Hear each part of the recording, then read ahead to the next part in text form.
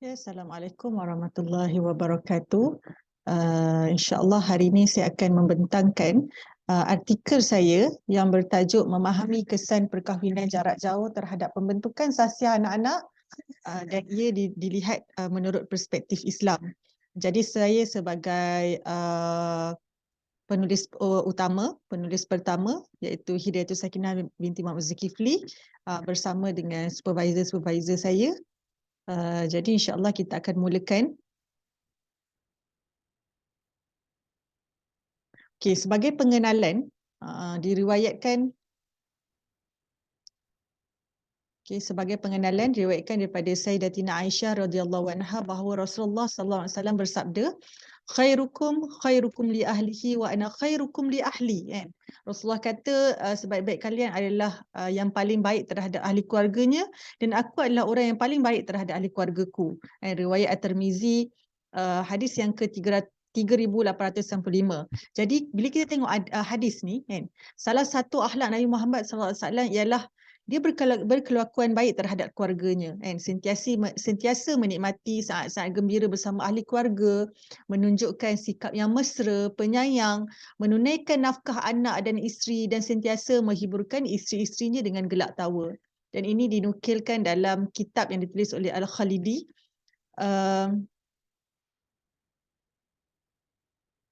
Kemudian kita tengok kepada penyataan masalah kepada artikel ni. Malaysia suatu ketika dahulu kebiasaannya kalau kita tengok suami isteri ni mesti tinggal bersama di dalam satu rumah lah, di bawah bumbung yang sama. Menjalin hubungan yang rapat dan harmoni dalam kehidupan seharian. Namun dalam konteks globalisasi dan mobiliti yang semakin meningkat, maka terbentuklah perkahwinan jarak jauh yang telah menjadi realiti yang semakin umum. Sekarang kalau kita tengok ramai dah pasangan yang mengamalkan perkahwinan jarak jauh. Jadi menurut Forsyth dan Gremling, fenomena ini dapat memberi kesan yang signifikan terhadap pembentukan sasiah anak-anak yang dilahirkan dalam perkahwinan seperti inilah. Dan menurut kajian yang dijalankan oleh Xiao Yan Li, 25% penduduk di Lembah Kelang dilaporkan menjalinkan perkahwinan jarak jauh atas sebab profesional. Mungkin atas sebab pekerjaan, mungkin atas sebab pendidikan dan sebagainya lah. Dan keadaan ini membuatkan aktiviti yang biasanya dijalankan, ditugaskan bersama-sama dengan pasangan, hendaklah dimainkan oleh salah seorang daripada mereka sahaja. Sebab tak duduk sama-sama. Jadi tanggungjawab yang kebiasaannya dipikul oleh ibu dan bapa, tapi bila dah mengamalkan perkahwinan jarak jauh, jadi salah seorang sajalah yang perlu memainkan peranan tersebut. Contohnya apa? Contoh hantar anak sekolah, ambil anak sekolah, dan sebagainya lah. Jadi dalam konteks ini, penting untuk masyarakat memahami kesan perkahwinan jarak jauh ni terhadap pembentukan sasiah anak-anak. Jadi terdapat peraturan yang berbeza, terhadap ibu bapa yang berjauhan dengan anak-anak dalam memainkan peranan, memandangkan tugas mereka sering diurus oleh sebelah pihak sahaja.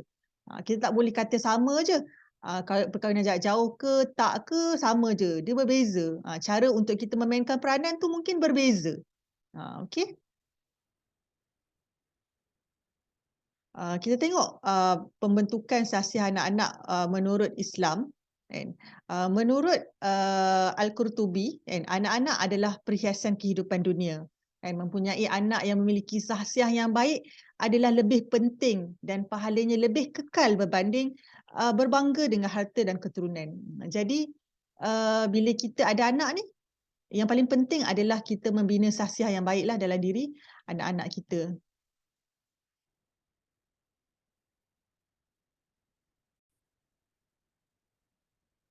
Dan Allah turut mengurniakan pahala yang besar kepada orang yang berbuat baik dan melakukan amalan yang berterusan. Jadi kita akan dapat pahala yang berterusan lah jika kita dapat membina sasiah yang baik dalam diri anak-anak kita.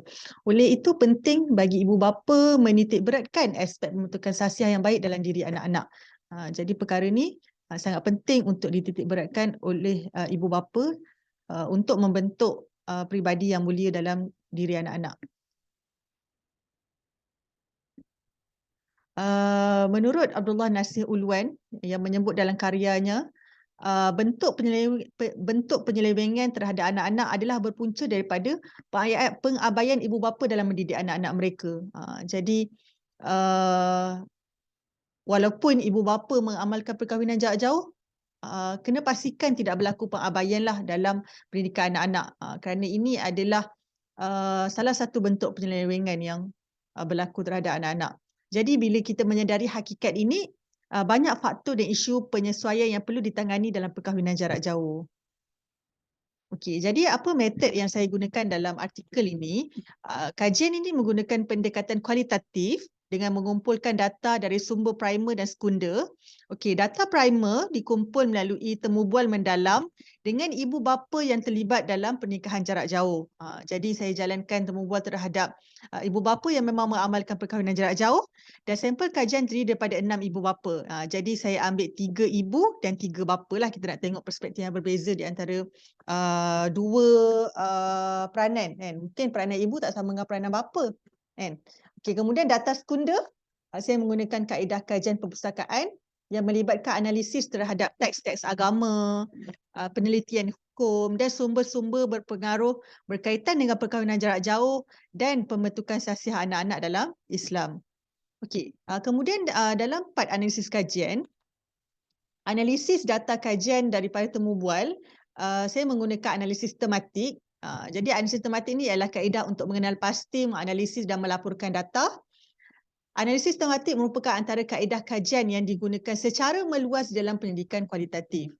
Okey, dalam analisis ni saya bahagikan kepada 3 bahagian. Bahagian yang pertama ataupun bahagian A adalah profil demografi lah. Ini adalah latar belakang informan, 6 orang, 3 orang lelaki dan 3 orang perempuan, dalam lingkungan umur antara 34 ke 49 tahun, bilangan anak antara 1 hingga 5 orang anak, dan usia perkahwinan antara 7 hingga 21 tahun usia perkahwinan. Dan lokasi rumah kelamin, maksudnya rumah mereka di mana dan di mana lokasi pasangan tu berada.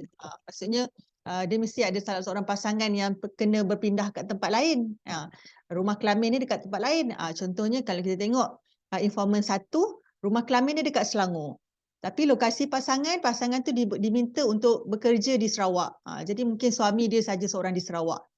Kalau informan 2, rumah kelamin di Perak, lokasi pasangan dekat Selangor. Informan ketiga, rumah kelamin dekat Kuala Lumpur, lokasi pasangan dekat Qatar. Yang informan keempat, rumah kelamin dekat Terengganu, lokasi pasangan dekat Sabah. Informan yang kelima, rumah kelamin di Johor, manakala lokasi pasangan dekat Amerika Syarikat. Dan yang terakhir sekali adalah informan yang keenam, rumah kelamin di Melaka dan lokasi pasangan di Kuala Lumpur. Okey, kita tengok bahagian yang kedua ataupun bahagian B. Ini antara cabaran pembentukan sasiah anak-anak dalam perkahwinan jarak jauh yang dikongsikan daripada 6 informan. Jadi daripada semua cabaran yang diberikan, saya membentuk 6 tema utama.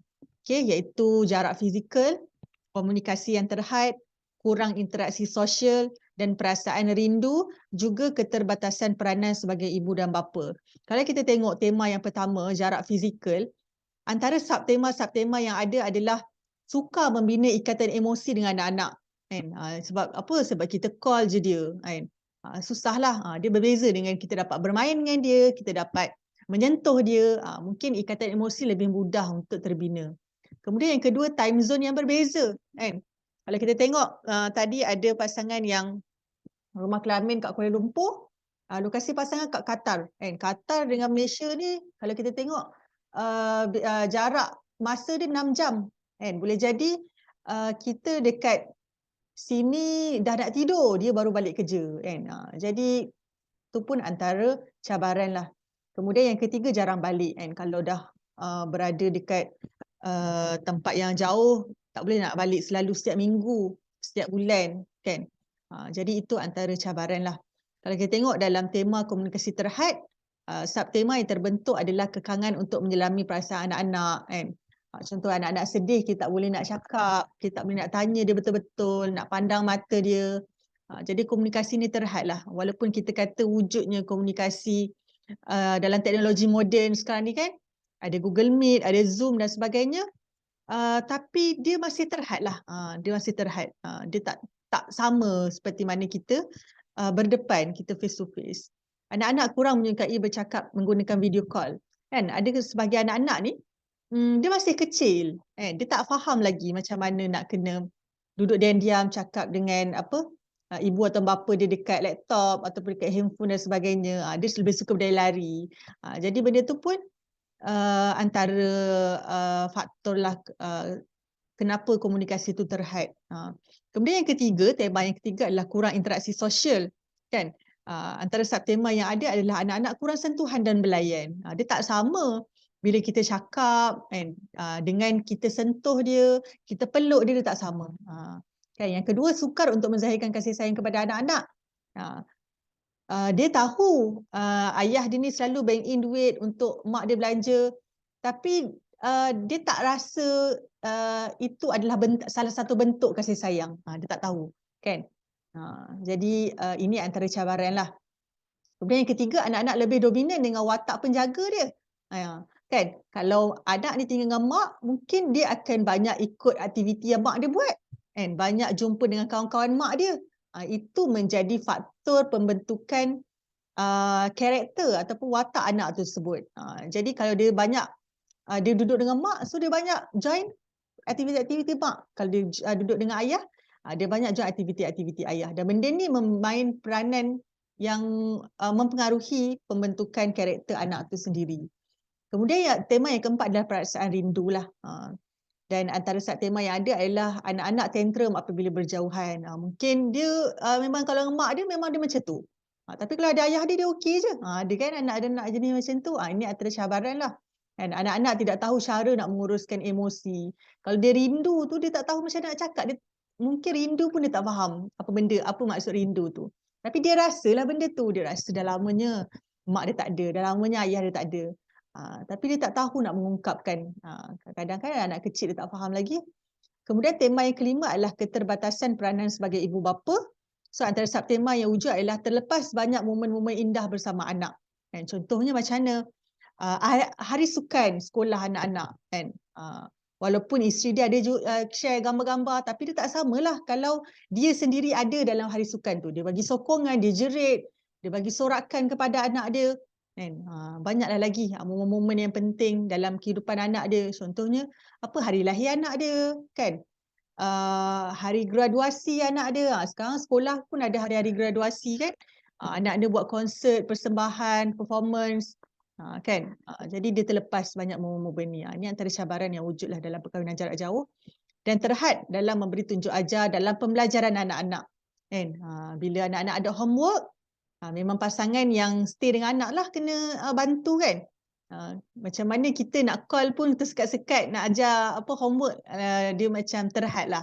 Mungkin boleh tapi kena struggle sikit lah. Okay, kemudian bahagian yang ketiga atau bahagian C adalah pendekatan pembentukan sasiah anak-anak dalam perkahwinan jarak jauh. Ini juga dicadangkan oleh informan lah. Maksudnya sepanjang mereka ni mengamalkan perkahwinan jarak jauh, bagaimana pendekatan dalam dia membentuk sasiah anak-anak dia. Dan antaranya meningkatkan kesedaran agama dalam diri anak-anak dia, kan? Komunikasi yang konsisten, walaupun terhad, tapi dia kena konsisten, kan? Walaupun sekejap, tapi setiap hari. Kan? Benda tu akan buatkan anak kita ingat kat kita. Melaksanakan komitmen dan tanggungjawab rumah, kan? Nafkah perbelanjaan, transport. Kemudian yang keempat, berkongsi aktiviti dan pengalaman. Kan? Call cerita hari ni ayah macam ni, hari ni mak macam ni. So dia akan rasa dekat dengan kita. Dia tak sabar-sabar bila nak call ni, nak cerita, kan. So tu antara pendekatan yang kita boleh guna. Kan? Kemudian yang kelima, melibatkan anak-anak dalam keputusan. Contoh keputusan macam mana? Cuti nanti kita nak pergi mana? Kan? Bila kita plan nak jumpa lagi? So libatkan anak-anak. Jangan di antara ibu dan bapa saja yang bincangkan benda ni. Anak-anak kena terlibat sama. Supaya dia rasa kewujudan pasangan tu dalam kewujudan mak ataupun ayah tu dalam diri dia. Dia akan rasa dihargai. Kemudian yang terakhir adalah sistem sokongan lah. Sistem sokongan ni sama ada dari keluarga sendiri, dari adik-beradik, ataupun daripada pembantu rumah kan. Kalau anak dia ramai kan, dia tengok isteri tak dapat nak manage, so kenapa tidak kalau dia mampu untuk dia menjadikan pembantu rumah untuk isteri dia kan, untuk membantu ketika ketiadaan dia. Jadi kita tengok lebih mendalam dalam poin yang pertama tadi kan, cara untuk kita membina sasiah anak-anak dalam perkahwinan jarak jauh. Yang pertama adalah meningkatkan kesedaran agama kan. Kita boleh mengajar dan membimbing anak-anak dalam agama Islam untuk memahami nilai-nilai dan norma-norma agama. Dan firman Allah dalam surah At-Tahrim ayat ke-6, Allah kata, ya ayyuhallazina amanu qu anfusakum wa ahlikum nara. Hai orang-orang yang beriman, peliharalah diri kamu dan ahli keluarga kamu daripada api neraka. Jadi ibu bapa yang mengamalkan perkahwinan jarak jauh ni memang perlu bekerjasama dalam mendidik anak-anak dengan didikan agama lah. Ibu bapa perlu mengajar anak-anak tentang nilai-nilai sabar, kesabaran, rasa tanggungjawab untuk membantu.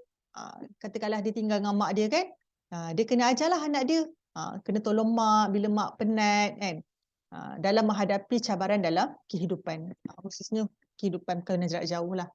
Kemudian yang kedua, komunikasi yang konsisten, seperti mana yang disebut oleh Barnes and Olson dalam buku dia, dia kata hubungan keluarga yang baik adalah hasil daripada sentuhan didikan dan teknik komunikasi yang baik yang digunakan oleh ibu bapa dan anak-anak. Dan benda ni juga disebut dalam surah As-Saffat kan. Allah menunjukkan bagaimana teknik komunikasi Nabi Ibrahim dan Nabi Ismail bercakap antara satu sama lain dengan cara yang sangat mesra kan. Macam mana disebut dalam surah As-Saffat ayat 102, falamma balagha ma'ahu as-sa'ya qala ya bunayya inni ara fil manami anni adhbahuka fanzur madza tara qala ya abati fa'al ma tu'mar satajiduni insyaallah minas sabirin kan. Maka ketika anak itu sampai pada umur sanggup berusaha bersamanya, Ibrahim berkata, wahai anakku, sesungguhnya aku bermimpi bahawa aku menyembelihmu, maka fikirkanlah bagaimana pendapatmu. Nampak tak kan? Nabi Ibrahim dia cakap dengan Nabi Ismail, apa pendapat kau tentang ni kan? Tak adalah dia okey aku dapat perintah, jom terus buat. Tak kan, dia tanya dulu pendapat anak dia. Kemudian Nabi Ismail yang sangat beriman kepada Allah ni, mempunyai agama yang baik ni, dia jawab macam mana? Wahai ayahku, lakukanlah apa yang diperintahkan Allah kepadamu. InsyaAllah engkau akan mendapatiku termasuk orang-orang yang sabar kan. So ini adalah teknik komunikasi yang sangat mesra kan. Dia bukannya dia buat je apa yang dia kena buat, tapi dia tanya pendapat anak dia kan. Anak dia pun sokong bapa dia kan. Ini menunjukkan mereka ni ada satu hubungan yang sangat akrab kan.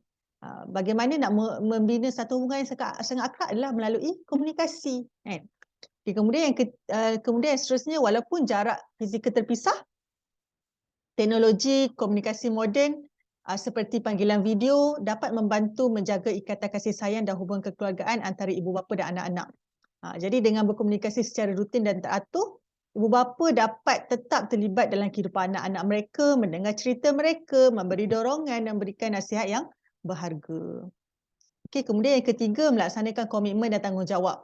Pasangan perlu berjanji untuk menjaga komitmen dalam perkahwinan. Saranan ini bertepatan dengan sabda Nabi SAW, "Alla kullukum ra'in wa kullukum mas'ulun an ra'iyatihi.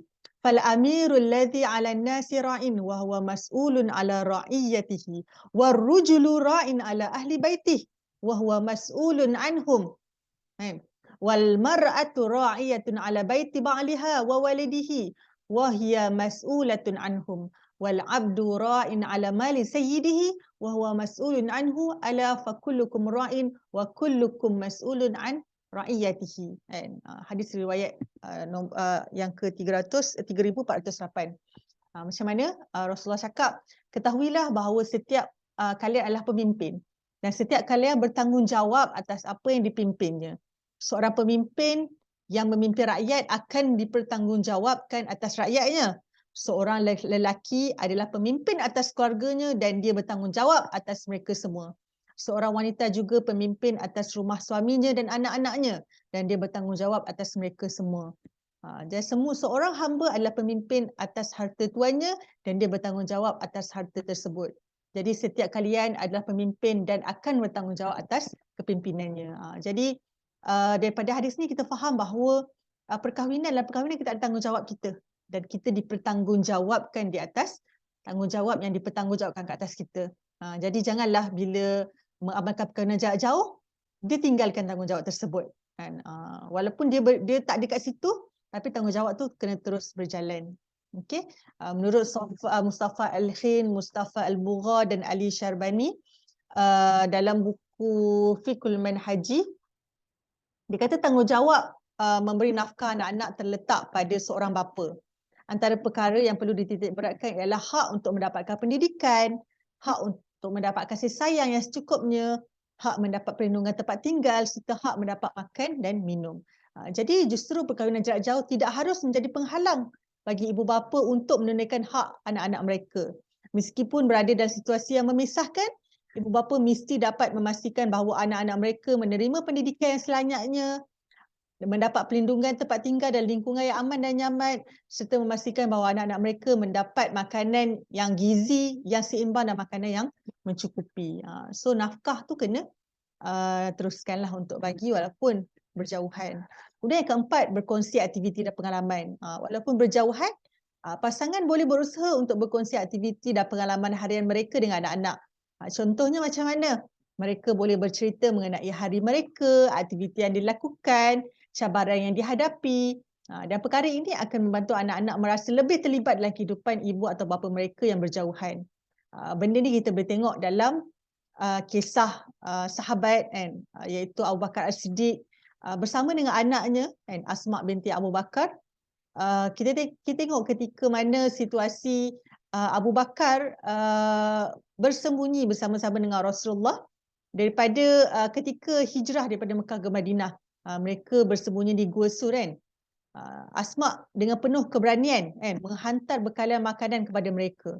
Asma merasakan tanggungjawab besar dalam membantu ayahnya dan Nabi Muhammad selama persembunyian Nabi Muhammad dengan Abu Bakar dekat gua tersebut. Setiap hari dia membawa makanan dan minuman untuk memastikan keperluan mereka dipenuhi dan memastikan mereka tetap kuat untuk meneruskan perjalanan hijrah ke Madinah. Jadi macam mana Asma ni dia boleh bersusah payah untuk membantu anak dia sebab dia tahu apa yang ayah dia buat. So kat sini kita tahulah Abu Bakar ni pernah berkongsi kepada Asma apa yang dia buat selama ni. Kan? Kalau tidak macam mana Asma ni boleh berkorban kan untuk menolong Abu Bakar ketika mereka bersembunyi. Kan? Ini antara contoh yang kita boleh lihat dalam kehidupan para sahabat kan. Betapa antara ibu dengan antara bapa dengan anak ni ada satu hubungan yang sangat baik kan. Mereka saling berkongsi, saling memahami kan. Dan benda ni akan mencipta hubungan yang baiklah. Okey, kemudian yang kelima, melibatkan anak-anak dalam keputusan kan. Ini akan memberi mereka perasaan dihargai dan turut serta dalam perancangan kehidupan keluarga walaupun berada dalam perkahwinan jarak jauh. Kalau kita tengok dalam buku penulisan Hasan Al-Bastami, dia kata boleh jadi kan anak-anak ni mampu menyaksikan fenomena yang mungkin tidak dapat kita orang dewasa jangkakan kan. Mungkin anak-anak ni boleh bagi cadangan yang kita tak terfikir. Wallahu alam kita tak tahu anak-anak ni macam mana cara dia fikir. Kemudian yang keenam, sistem sokongan lah. Pasangan perlu mendapatkan sistem sokongan bagi mengisi kekosongan seperti guru tuition ke, keluarga yang terdekat, siapa-siapa keluarga terdekat kita yang duduk berhampiran dengan pasangan kita, minta tolong dia kan. Katalah pasangan kita ni tayar dia pancit, so kita yang duduk berjauhan ni jangan terus lepas tangan kan, cari support system untuk isteri kita kan. Tengok siapa ahli keluarga yang terdekat, minta tolong dia bantu isteri kita yang dalam kesusahan tu kan.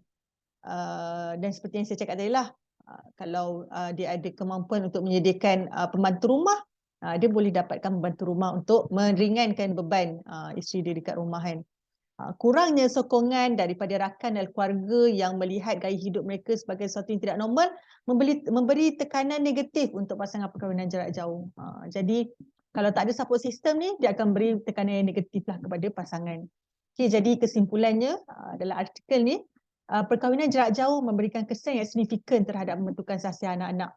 Jadi dalam konteks Islam, pentingnya pemahaman dan pelaksanaan panduan agama dalam menghadapi perkahwinan jarak jauh.